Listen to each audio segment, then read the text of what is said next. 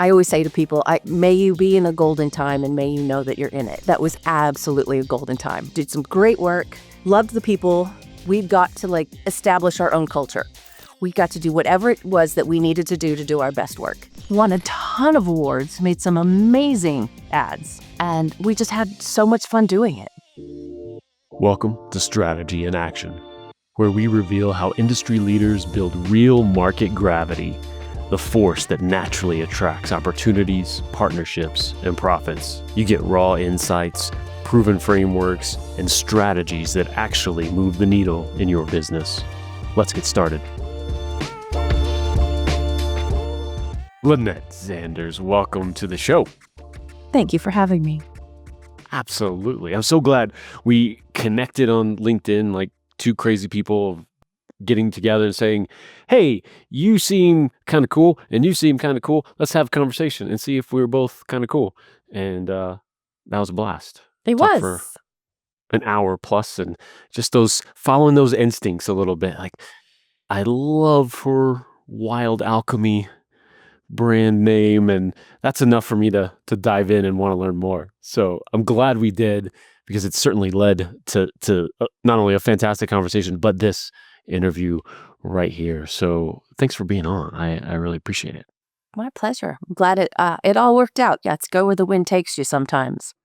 Yeah, and that's going to be a bit of a thread here through your story and how you help companies, people, because there is some of that, both in the journey of getting to where you are now, but also your approach to helping these companies. And I want to touch on that a little bit so that we tee folks up. But this idea of, really, there's such a unique aspect that I shared with you that I loved and I grabbed onto of your background, both this creative side and then culture building side and training side, that is such a unique combination, both in what you bring to the table, but also that solution.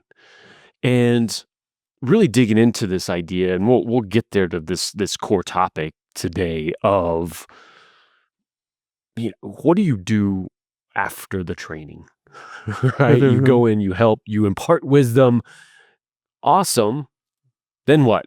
Then what happens? And that's such a core differentiator on how you help people and companies. So give us a little bit of background, though, coming into this from, you don't have necessarily a traditional, you didn't go to college for, I'm going to train corporations and go into this kind of aspect. You started on that creative side. Walk us through that a little bit. It was absolutely going where the wind took me. I went to college I graduated with a degree in persuasion. So behavior modification. So how do you get people to do what you want them to do? And I didn't know what I wanted to do. I just took the classes that I enjoyed and that were interesting to me. And, worked for an ad club for a minute. And they said, how do you get people to stop smoking? And I was like, oh, well, maybe they don't have all the facts. And so you gave them the facts and they're like, oh, no, I totally know all this. And I'm like, oh, well, this is not a logical decision then. There's so many other factors in there. So kind of followed that. And I followed things that interested me. I ended up in radio. So if you can brand radio station, you can brand anything. Fell into a conversation with Stan Richards, of all people. Told him I hated advertising. He thought that was fantastic and offered me a job as a strategist. So I was one of the first 4 or 5 account planners in the US. So Shite Day came first, and then Stan was like, well, Jay has planners. I want planners. I'm like, I don't know what this job is, but seems cool. It's like, okay, teach me everything. So I learned from a creative guy in a very creative agency. And make a long story short, his whole approach was solve the problem to grow the business. So I got to do whatever I wanted. It was like lack of oversight. It was fantastic. But, you knew if you were winning and you knew if you weren't winning, and you just kept doing it till you won. Correct me if I'm wrong, but what I know of Stan Richards too, though, is this great work ethic component to such a creative industry. Yeah, it's not about inspiration. It's sit down and work. Inspiration will get there. It was that showing up aspect that I remember from the things that I've just learned and read about him. So that's an interesting dichotomy, right? Of like freedom. I don't know what this is, and hey, let's just solve the problem. Let's figure it out. But it's also a work ethic, correct? So smart. Yes. He changed my life, truly, with just a comment. As I mean, my office was a mess. And he was like, I think you have misconstrued the idea of being creative with being irresponsible or inefficient or free for all. And he was like, I get to be creative because I am so measured in every other part of my life. He said, efficiency doesn't kill creativity, it fuels creativity because you steal time and energy from things that don't matter so that you can spend that time and energy on things that do matter. Oh, that's beautiful. Isn't that good? So now it's a game. How do I Oh, keep yeah. everything? I don't get decision fatigue on mundane things. I save it for the big juicy stuff. And you don't solve the problem sitting in front of the computer. I love that. Yeah, I can see how that's such a pivotal point in your life, much less career, to go and approach life differently than you did before. So what did that kind of entail? That role of strategy, a planner was like, what is this? Wait, what did that end up kind of being? Going out to talk to consumers, people, regular people, and bringing those insights back into the agency so that whatever we made was more relevant. The people could see themselves in it. We were solving real problems. We were talking about real benefits. But I think one of the other things, and it might have even been in the same week, that he said, your job is to be of service to the creative department because we have to create things and put them out into the world. And only then can our clients, brands grow, can their businesses grow. It's all about what we put out there. So from an early age, I was like, I don't want to do research and have it sit on the shelf. Like if it isn't in use and I can't see that it's in use, then I haven't done my job. And so he said, okay, if you are really of service to the creative department, you need to know what they need. And I said, okay, cool. What do they need, Stan? And he's like, I don't know. He's like, go find out. And I'm like, there are 40 creative people. He goes, well, then you better get started. And it made me realize that every creative director or creative person I talked to needed something a little bit different. Like there were some common threads. Tell me who these people are. Tell me why I'll like them. What problem are we solving? Who's influencing this decision in their lives? But some people wanted me to paint a picture, and some people wanted me to help them determine what the questions were. And some people, wanted me to see what kind of work that resonated with them. So everybody was a little bit different, even though we were all trying to do the same thing. Oh, that's fantastic. Because that's that first experience for you of what we were just mentioning and we get into now is, it's not about the rigid approach. It's what's the outcome we're going for. And this person needs it this way, this person needs it then, and they're all correct, right? Right? It's not a wrong way. It's, just different, wonderful, unpredictable humans that need things in different ways, both on the creative side and what they need, but also those consumers you're going out and talking to. They all, it's not the mom of three who, okay, well, all moms of three, we know now they need, no, it's not how that works. You can get directional with some of that stuff. There's more than one right answer.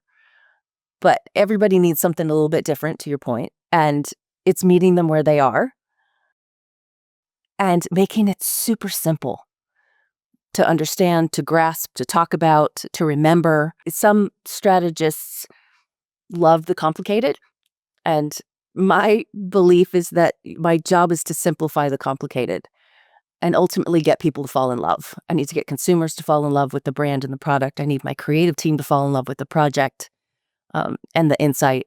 And so from that standpoint, it's not rational and it's absolutely not a template. That's what's interesting because I think we can easily wrap our heads around an industry like advertising and dealing with creatives and marketing and easily accept that it's not about a template. It's creative. It's this. But when it comes to these other areas of business, we tend to follow the gurus who say this is your path to selling a business. This is your path to productivity. This is your one way that you can do it. And the rigid standpoint, like, oh, okay, I guess it's that kind of thing. That makes sense. And yet all of those things fall under this idea of it's not a template. There's so many factors. And I think that's the piece of it too that comes into personality a little bit of being comfortable with there's no single right answer or there's more than one right answer. Some people are just wired of I need one. I need tell me what to Yeah. do. I need this. And other people, I would include myself, are comfortable in the gray. It doesn't need to be black or white. I'm happy with that middle ground. Yeah. I feel like it may be a lack of time that drives that as much of just you know, my brand issues and my, I don't know, people issues and all of this stuff is 15th or 20th on my list as a C-suite exec. So give me the easy answer. Give me the silver bullet. Give me the infallible plug and play. I don't have to do anything but send people to this training. Yeah, okay, maybe. Yeah, I can sell you that, but it's not going to work. It's not going to work. Exactly. Yeah. So let's go now after Richard's Group. Where did you go there? Because that was a big shift, and then that next, like, I guess thing in your quiver, that skill set that you got going next. Yes. And it was following the glitter wind. I went up to Vancouver, BC to ski and decided I wanted to live there. And I would take any job that I could get to live there. Clouds opened up. BBDO had an office. They had a planning discipline, and they were willing to hire me and get me an H-1B. So, okay. I was in an apartment, though, that was smaller than my closet in Dallas. So it was a Wow. massive culture shock. And I have come to realize that I crave culture shocks. I love now just going, whoa, this is a whole different playing field that I'm in. Oh yeah, because every sense is activated when you're in that, and everything's new. That's awesome. Yeah, they're speaking multiple languages, and the money's different, and the food's very different. I had to shop every day. There was a little corner store. It's, and Dallas is Costco. Fill her up. So I worked at BBDO, and it was a golden, I always say to people, may you be in a golden time and may you know that you're in it.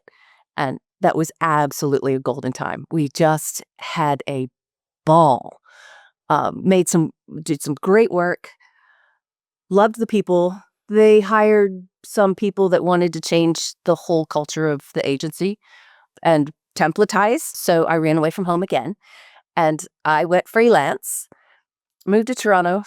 Before you go there, though, what made it golden? What do you mean by that? I feel like, and not just the creative department, I had an amazing creative team. I had an amazing account service team. Like everybody was top of their game and we all wanted to make the same stuff and we trusted each other. And we got to, I think in almost every golden time that I've had, we got to establish our own culture. We got to do whatever it was that we needed to do our best work. So we instituted happy hour Fridays.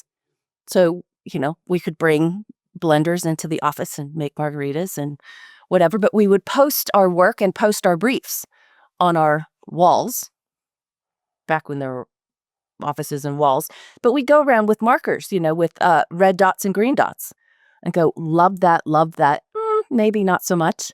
But everybody kind of got to see everybody's work and give input on or feedback on everybody's work in a non-confrontational environment where bosses weren't listening, where didn't become personal, but we just up-leveled and supported each other. won a ton of awards, made some amazing ads. Amazing. And we just had so much fun doing it. Oh, yeah. That lack of competition in it. It's just collaborative in its purest sense, right? It sounds like. Really was. And it was fun. We were just making stuff. There was no fear. I'll put it that way. Mm. We weren't afraid of our clients. We weren't afraid of our bosses. We were just kind of, this is the best job on earth. How do we Wow. make this sing? Oh, that's great.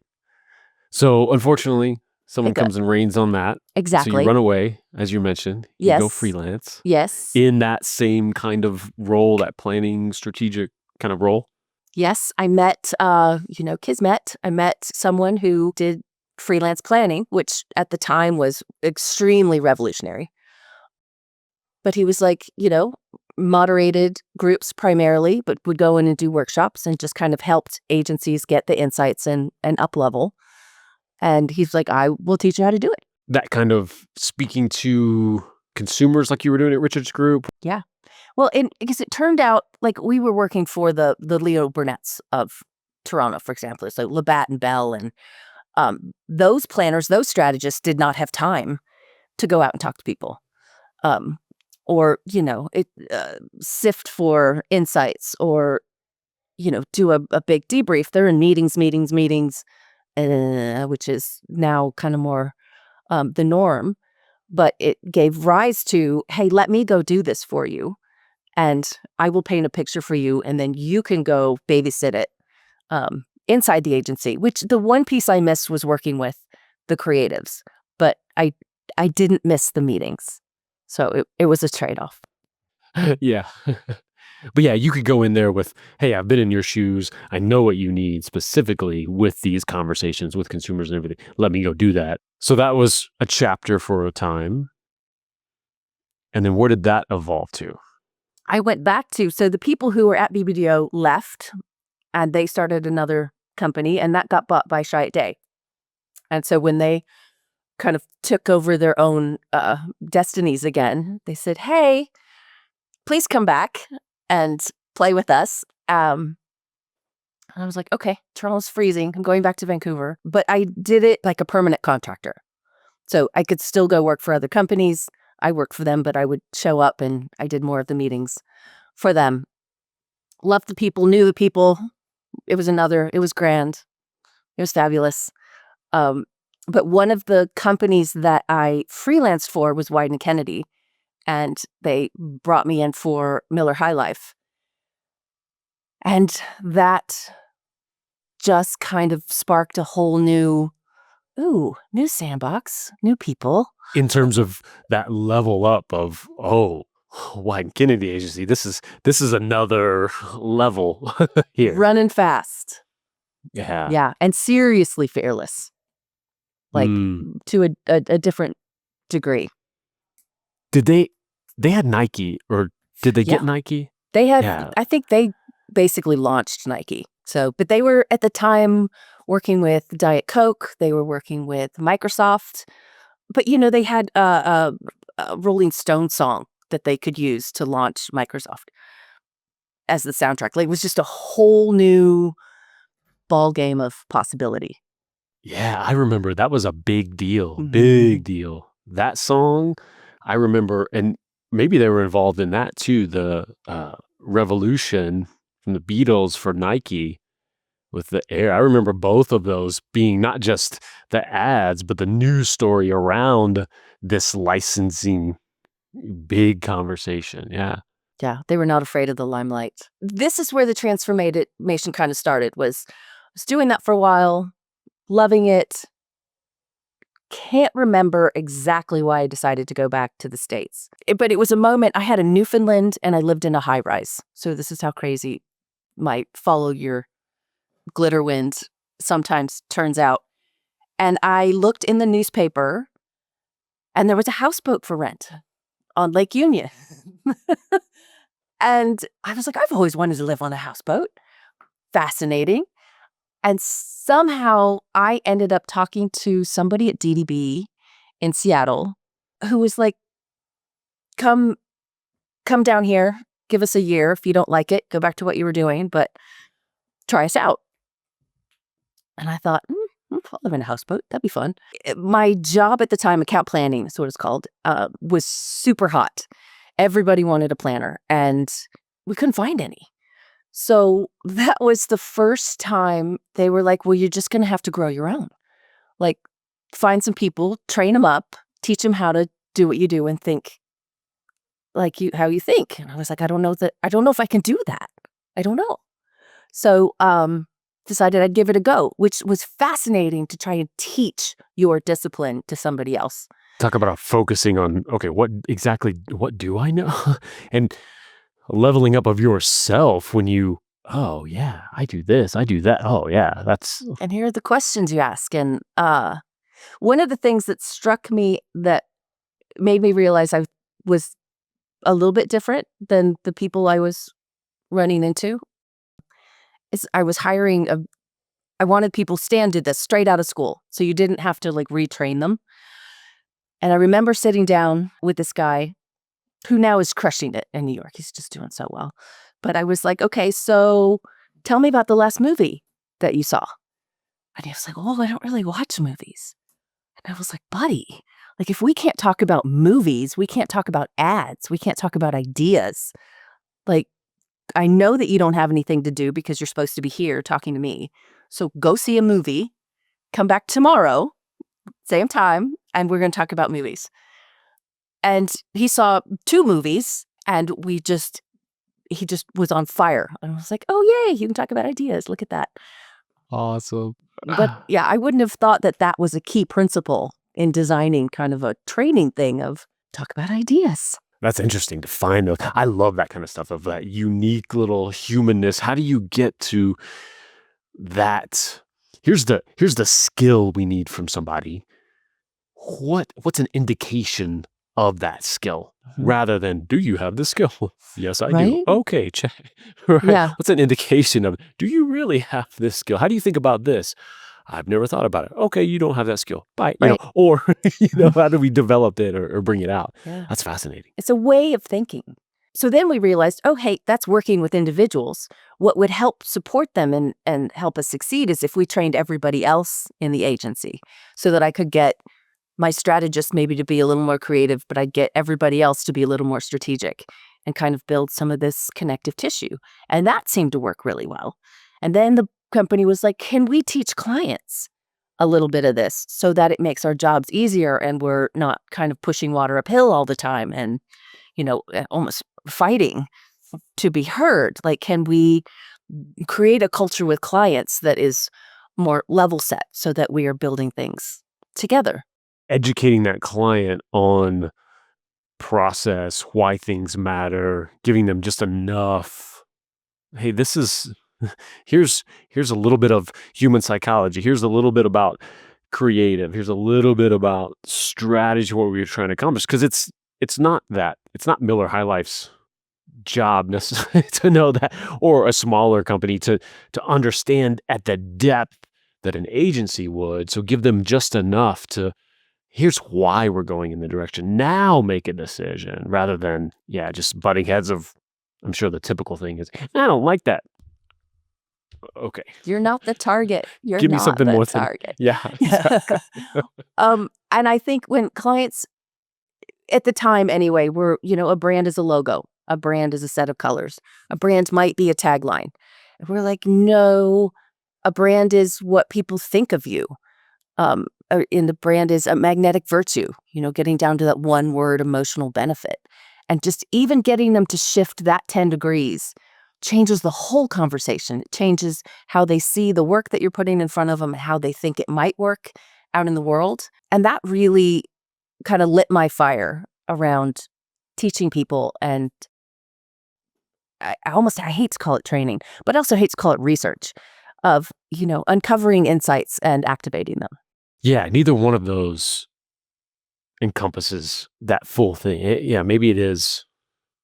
I mean, you've got that term of the wild alchemy. It is that alchemy of all these things together, and you kind of have to have a term like that, because it isn't training. Here's what you do: step 1, step 2, step 3, and it's not just research. When I think research, it's okay, what's the data? What's the demographic? What are maybe the psychographics of this? It's so much more than that as well. But you gotta have it all and shake it up in a bag and have that going in.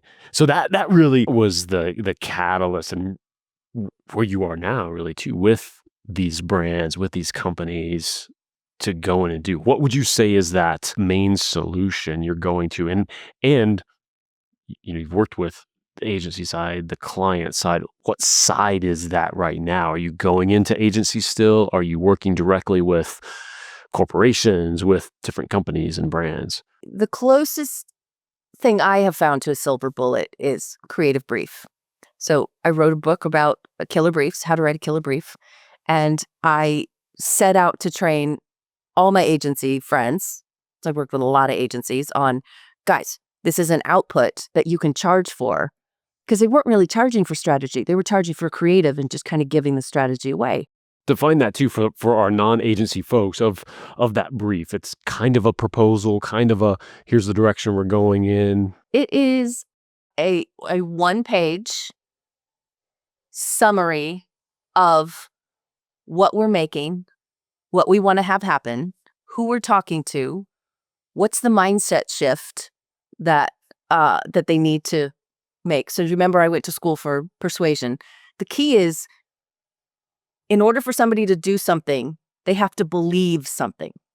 So the brief outlines what we need them to believe in order to do what we want them to do. And then this is what we need to say. This is why they will believe us. And this is how our brand should show up. And all of that is on one page. But it all has to kind of hang together. And training clients, you have to kind of teach them, and even agencies, what each of those pieces entails. Because when it falls down, and I've trained Nike, I've trained Adidas, I've trained corporations. So I have moved more into corporations than agencies, I think, after the shutdown. Agencies took a lot of things back in-house, and they're trying to hold on to every dollar they have. So they hired me less, and companies now have internal agencies more often, and they are hiring me more. So teaching them kind of how to do it, how to use it, how to rally around it. So that is a big process shift, but it saves. So I'll give you a quote. So when I was pitching creative briefs to the agency, I had a lot of crossed arms and a lot of emotional crossed arms. This is a piece of paper. And I'm like, yeah, but it's not a job order. Like, this is a springboard. This is the first creative idea. And by the end of my tenure, they said, oh, I think we kind of get it. Like, we never seem to have enough time to do it right, but we always seem to find time to do it over. So Oh, it saves all the do-overs and makes it better and makes it integrated. And now with companies having multiple agencies, I've got a different web development firm from my PR firm, from my agency, like, they have to have a brief just to keep it all aligned. Your train tracks have to line up. going back to what you mentioned before, it's also this piece of that is a product to charge for. Again, not just giving that away. Like, if you're defining that, here's what everything needs to rally around. That's something that they could take and run with somebody else. Like, oh, you're right. We do need to do this. And instead, that's such a massive thing to define for a brand. That belief shift that they need to make for their customers. That's a huge insight for them. Yeah, absolutely. That's a product to charge for. Yeah. Well, and for the client, they could hire a freelancer, and even the agency, they're on board immediately. They could have a CMO leave and a new one came in, and things are documented, can be, passed down. But I think the real benefit was, it was the last place we all agreed before we wandered into creative development. So by the time we were showing creative, or they saw creative, everybody kind of understood what we were trying to do with it, which was such a difference maker. It's one of those things that you go, well, yeah, of course you would have that. And yet they didn't. It's so much. Because when you think about the ad, it is more, here's this creative, just in and of itself, on its own. I guess I like it, but when it's, oh, remember, this is where we're going. right? Oh, this one, this is beautiful, love it, funny, not where we're going. Right? And to be able to have that, and my goodness, talk about needing that in every aspect of a company, right?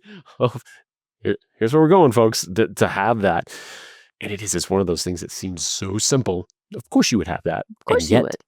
isn't isn't there? No, even big companies, they have Oh the time yeah, and the money. It's just if you're not trained on it, then it is a job order, and they'll cut and paste and just grab jargon, and it's blah blah. It's whatever. Um, the creatives at the Richards Group when I first joined, they wrote their own briefs because Stan required briefs, and that was fascinating. But the shift was after I taught them, okay, this is what a creative brief is. This is how we write a good one. This is how we know if it's working. This is how we tie it to the creative. They would say, okay, we have a brief and we're all just sitting around looking at each other still. So like, now what? Like, how do we get this wheel in motion? What do we do with it? How do we work is it in an integrated way? How do we brainstorm? I had agencies call me and say, my people are sitting in there looking at each other and nobody's saying a word. wow. Fix it. It is such a common problem too, right? Because it's that last mile. It's never that connection point. Even when everyone is there, there's no fighting, there's no arguing going on. Everyone's like, "Yes, we agree with that. Let's do it." Someone should do And then that. crickets, yeah, like, uh, Um, and so how do you go in then? What is that activation point for someone when you've gotten them? Okay, either they're creating briefs on their own, you're creating them for them. What is that activation point? and again, it's not an Mm, activation point. One of them might be we just need to bring the customer to life in a more intense way. So I worked in Dallas on Zales, which is also owns Gordon's Jewelers and Bailey Banks and Biddle. So we called them Media Diamonds, Little Diamonds, and Big Diamonds. But we had the same creative team, and they couldn't figure out where one line stopped and the other one started, like how to separate the brands. So we had cardboard cutouts. And when we had a Zales customer, we'd bring the cardboard cutout of this person and keep her in mind, and the Gordon's person a little bit different, and the Bailey Banks and Biddle a little bit different. But they needed help with guardrails. One agency, their fear, what had happened was they would kick around ideas in a brainstorm, and somebody would be writing the deck in the same meeting. So they were like, I haven't even had time to think about it, let alone talk to people about it. And now all of a sudden I have to defend it.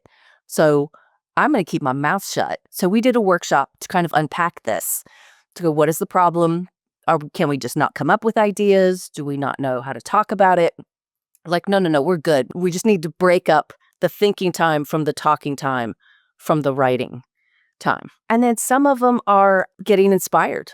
So bringing in ads from that they didn't work on to say, what do we think is the best work that's out there? And why do we think it works? And really just kind of getting them on the same page with why TV? Why outdoor? What is the website supposed to do? Like, where in the journey is this supposed to work? Because everybody's like, oh, we have a brief. Everything's going to say the same thing. No, that's not how that works. Not how it works well. we all need this, right? I think you and I kind of touched on that a little bit too in our conversation of the reason there are coaches out there, the reason there are people these outside forces to help us see and get outside of our everyday. We get locked in. Man, back to just time. It's efficiency. You're like, oh, okay, great. We got the brief. We got the thing. Duplicates, and really stopping and going, oh yeah, oh, if someone is on a site for jewelry, what's that intent?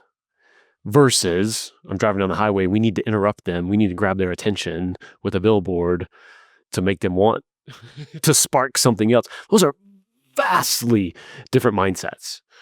Yeah. What's the problem we're trying to solve? For fast food, it was like, I'm not going to make a left-hand turn to get it unless it's wildly different. But just because I love anecdotes, sorry. So talking about, it was A&W, right, and in Canada. And they said, we want to be the best burger. So we recruited all these people who ate a lot of burgers, a lot of different fast food burgers. And we said, who has the best burger and what does it entail? And the best quote that I had a guy go, burgers are kind of like superheroes. You can't say Spider-Man's better than Superman. It depends if you need what Spider-Man has or what Superman has. So it just changed my client's thinking totally. It was like, decide what occasion we're perfect for or the taste craving that we're perfect for. Instead of going, we want to be king of the hill, it was like, where do we fit in the landscape of things? Beer is the same way. People rarely drink just one type of craft beer. One's a starter, one's a finisher, and then there's some kind of in between. So yeah, just figuring out the Miller High Life. The problem we were solving with advertising is that they were embarrassed. The beer was nostalgic for them, but they knew that it said to the rest of the world that they were cheap. And it was like, how do you change what it stands for? So it was symbol of a real man, which came from a question, who or what is the enemy? And they were like, my son, who doesn't get his truck dirty and drinks those microbrews and cries at commercials. Oh, that's fun. Let's play there. Because it's always about what it says. It's what it says about you as much as what it does for you. Yeah, back to the very beginning that you brought into this and your first experience. It's all human. It's people. It's emotion. Every every decision we back it up with logic later, but it's all emotion and playing in that. That's the fun piece. But it takes, again, sometimes this outside force to slap us around a little bit and say, stop thinking in your little silo, your area, and let's pull from, when you have those inspiration moments too, it's out, let's get outside of our industry. You have those different cardboard cutouts, right? The avatars of your ideal clients, like you mentioned for sales. Yeah, who else is reaching that person that's not jewelry, that's not anything else, but they're grabbing them, they're doing it well, finding those inspiration. I don't know, that's fun stuff for me. It is fun stuff. But even internally, it's all emotion. And it's all human. Mm-hmm. I'm afraid to give you an idea because you're going to hold me to it, even though I haven't really thought about it that hard. There's always a fear and there's always a desire. So it's kind of putting tools and thinking in front of them that's simple, but also helps them reach their goals or overcome their fears. What does that engagement look like now to do that? What problem is happening with either a brand or an agency? Like, we've got to get this solved where you are that solution for them. I will say the number one problem is fragmentation. So we have different departments and different business units, and companies, even like Nike, have gone, let's do golf, let's do frisbee golf, let's do fishing. And there's no glue. So finding the common thread, like even though you can be very niche in your customer base and how you talk about them, it still has to ladder up to the mother brand. And I don't think anybody's in charge of doing that, rarely. And they're not in charge, nobody's in charge of culture. So my unicorn clients, I would go in and do some research for them because research rallies people around human insight. This is who we're talking to. And not all customers are created equal. And I got a whole other thing on that. But you find out who you really should be talking to and what makes them tick. We do some team coaching, training. This is strategy. This is good work. This is less than good work. This is how we might play better together. And then I would do leadership team coaching because they are all siloed and they don't know what they collectively are in charge of.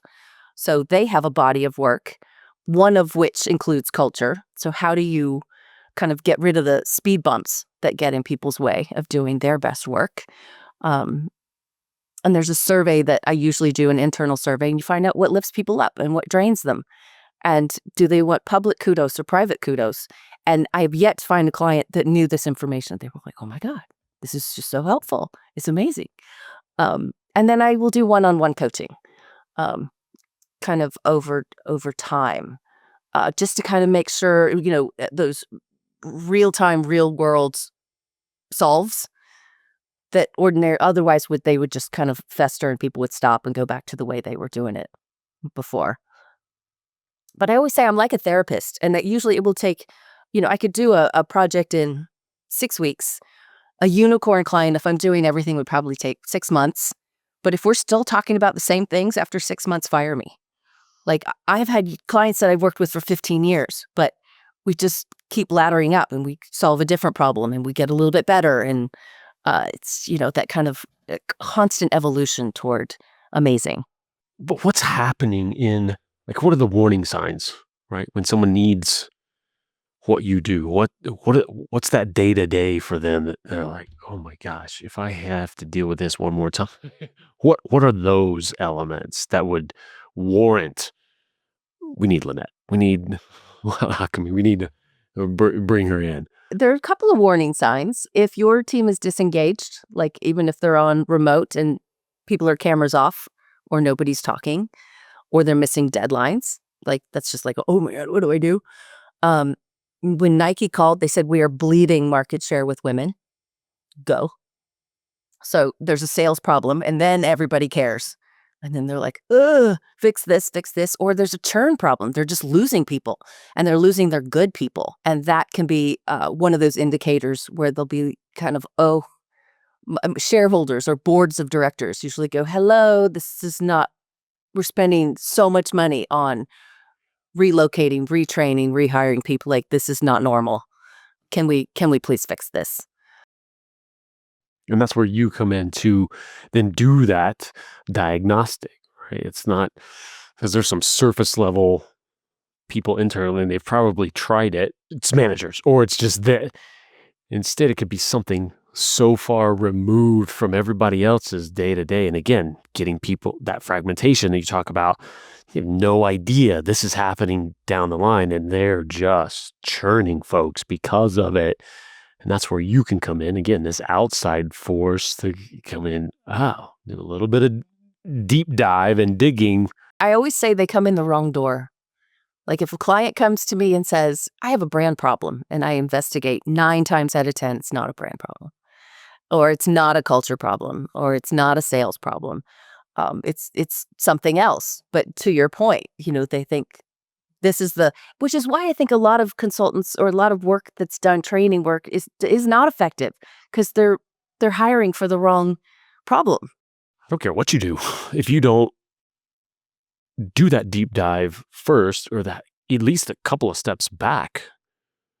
I mean, somebody comes to me, I want a podcast. Okay, cool. Hold on.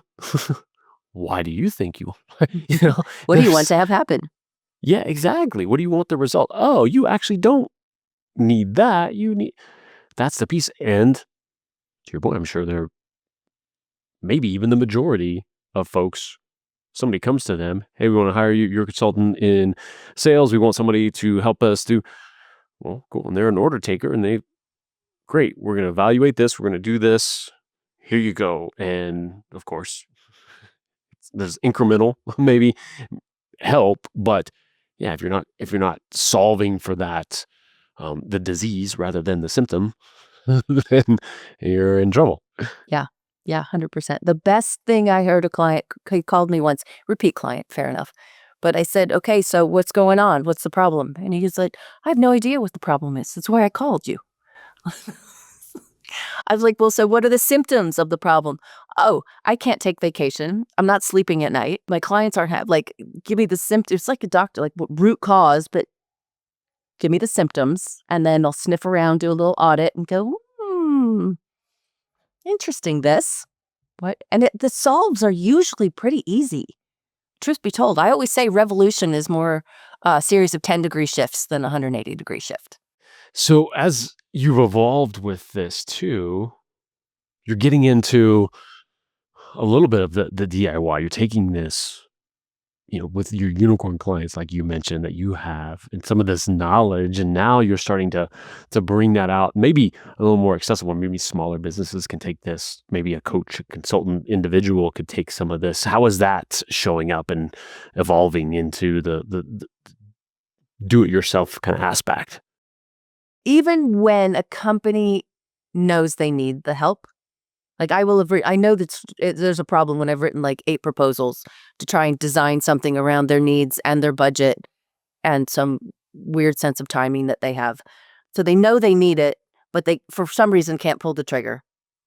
But the people internally are all kind of going, please, can I have some of that? Please help me. Please, can just teach me this or just teach me that. So I'm finding I'm having all these one-off conversations because I adore people who want to get better, and I'm compelled to help people who ask for it. And I would probably have better conversations if I could just, for 20 years just given this stuff away, but it's never been all in one place. And, with technology now, I can put courses online. I've got YouTubes coming out. Books I probably will never do again because I have to have inventory and I'm not doing that. But ebooks, I'm all about it. I kind of am to the point where I want to help as many people as possible. And different people need different things. And meeting them where they are. So sometimes they're newbies in the business, but I've had CEOs who own agencies who were like, I've never written a brief. I've never asked anybody to write a brief. They're things that I have now used long enough that I know they work. I've found a way to kind of teach them in a non-one-on-one or face-to-face setting. They may even be running a department. They have a certain budget to work with even for this, but it doesn't fit to bring you and the whole shebang in for this. But, oh boy, do they need it. And even if my department wins with this, that's huge. So it's those kind of use cases all the way to, like you said, maybe the CEO just in and of himself. I need to wrap my brain around this part just for me, and I'll operate my business differently. Indeed. So it's breaking it up, I guess, into modules that different people can get what they need when they need it. What form is that taking? When's that launching and all that? That's good stuff. All that good stuff. This is where my Canadian woo-woo, I'm not Canadian, but I lived there long enough. They always had a feng shui master come in with a new building. And I was like, that seems kind of bogusy. I don't know. And they were like, don't knock it. Like, you don't even have to believe in it for it to work. And the more I looked into it, the more I started believing in it and the more I've seen it. So I have feng shuied many an agency and many an office, like Adidas's office, and they're all into it. And it's like, ooh, one more thing. So I'm a big fan of Chinese New Year. So with that in mind, the website's probably going to launch in January. I'm going to soft launch it to my network. And then Chinese New Year, I'm press and play. I love it. And across the board, how do people reach out, connect? I'm sure some people watching this are just like, I am bought in. I need Lynette. I need this in my life, in my company. How do they reach out? The best way to make sure that you get the 411 and all the stuff that's coming is my newsletter. So I've got enough of a website up that it'll capture that. I'm an Instagram fan and a LinkedIn fan, clearly. So you can catch me via social. But also just shoot me a note, Lynette@wildalchemy.com. Happy to have a chat. Fantastic. Lynette, thank you so much. I love your journey. I love your unique approach for companies, for brands, all of this stuff. Just fantastic. Thanks so much for being here. Thank you for having me. I've loved it. Thanks for joining us on Strategy in Action. Remember, true industry leaders don't chase opportunities, they attract them. Want to build your own market gravity? Visit MediaLeadsCo.com. See you next time.